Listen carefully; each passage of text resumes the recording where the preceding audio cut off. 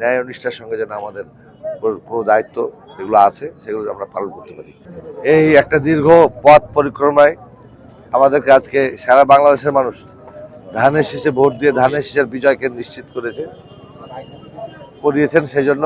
আর এটা আসলে আমি শুরু থেকে বলছিলাম যে এই নির্বাচনের আয়োজক ছিল দেশের জনগণ, সুতরাং বিজয়টা তো অবশ্যই জনগণেরই বিজয় হয়েছে। আর আমরা এই বিজয় তো আমাদের আসলে সেই বিজয় না, এটা কাজ করার জন্য। তো আমাদের কাজ করতে মানুষের কল্যাণে কাজ করে গেছেন যারা, বিশেষ করে শহীদ রাষ্ট্রপতি জিয়াউর রহমান, আমাদের আমরা যাকে মমতাময়ী মা বলি, মাদার অফ ডেমোক্রেসি, দেশনেত্রী, আপসীর নেত্রী বেগম খালেদা জিয়া,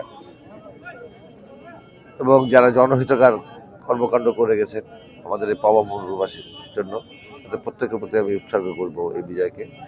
আর আসলে এটা আমার কাছে খুব গুরু দায়িত্ব মনে হচ্ছে, এই কারণে যে আমার পিছিয়ে পড়া জনগোষ্ঠী এতটা অবহেলিত, এতটা উদ্বেলিত, এবং এমনই তাদের এই যে গত নির্বাচনেও এই যে আমাদের অনেক নেতা আহত করেছে আইন শৃঙ্খলা রক্ষা বাহিনী, বাচ্চা ছেলেদেরকে কি ধরনের একটা করেছে।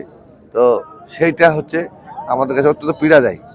তা আমি মনে করবো যে কোনো একটা পক্ষ অবলম্বন না করে আইন শৃঙ্খলা রক্ষা বাহিনী যদি নির্বাচনে বিশেষ করে কেশরহাটে একটা করতো, সুন্দরভাবে করতে আরো ভালো হতো। যাই হোক, তারপরেও সব কিছু মিলিয়ে আল্লাহর কাছে আমরা শুকরিয়া আদায় করি।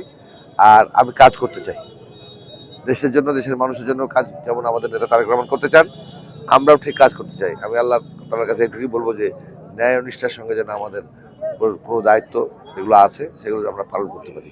এইটুকুই আজকে আমাদের বক্তব্য।